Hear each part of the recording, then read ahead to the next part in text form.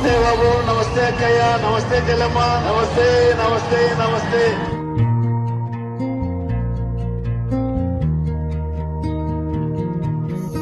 పాలకుడు అంటే ఎలా ఉండాలో ప్రజాస్వామ్య దేశంలో చేసి చూపించారు డాక్టర్ వైఎస్ రాజశేఖర రెడ్డి గారు. ప్రతి ఒక్క పేద విద్యార్థి గుండె చప్పుడు దివంగత డాక్టర్ వైఎస్ రాజశేఖర రెడ్డి గారు అనేది ధైర్యంగా చెప్పగలుగుతున్నాను.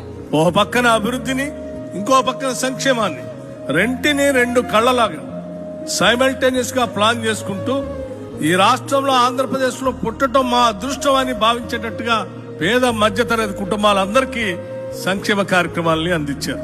నేను చెప్తా ఉన్నా మీ ముందు ఆయన ఆరోగ్యశ్రీ అని ఒక పథకం తెచ్చిండు. ది బెస్ట్ స్కీమ్ అది. చరిత్ర ఉంది, చరిత్ర. ఇప్పుడు రాజశేఖర రెడ్డి గారు ఓ చరిత్ర ఉంది. నమ్మినోనికి ప్రాణం ఇచ్చేటోళ్ళు వైఎస్ కుటుంబం. వైఎస్ రాజశేఖర రెడ్డి కావచ్చు, జగన్మోహన్ రెడ్డి కావచ్చు. పిలుపులోని ఆత్మీయత ధైర్యం ఉండేది. తన నమ్ముకున్న వాళ్ళ పట్ల, మనుషుల పట్ల చాలా కన్సర్న్ ఉండే మనిషి. లోపల ఒకటి బయట ఒకటి లేని రాజకీయ నాయకుడు. అందుకోసమే రాజశేఖర రెడ్డి ఉన్నంత కాలం కూడా most of the Brahmins voted for Congress party. Not because Brahmins supported Congress party, but because Rajశేఖర Reddy was there, people voted for him. And I would say that I would always remember few leaders in my life.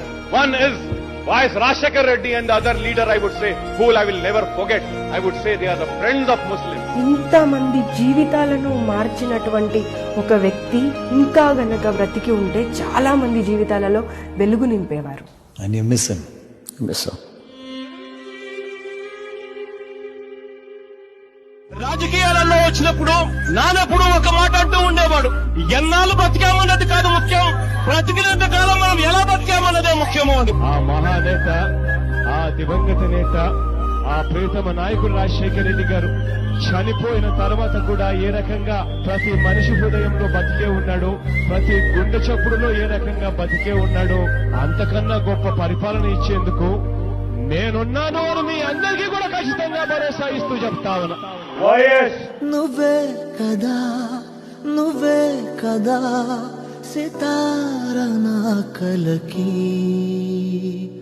నాన్న నువ్వు నా ప్రాణం మనిన సరిపోదట మాట, నాన్న నీకై ప్రాణం ఇవ్వన ఇదిగో ఇది నా మాట, నిజాన్నిలా అనేదిలా ఇవాళ నీ ఎదుట.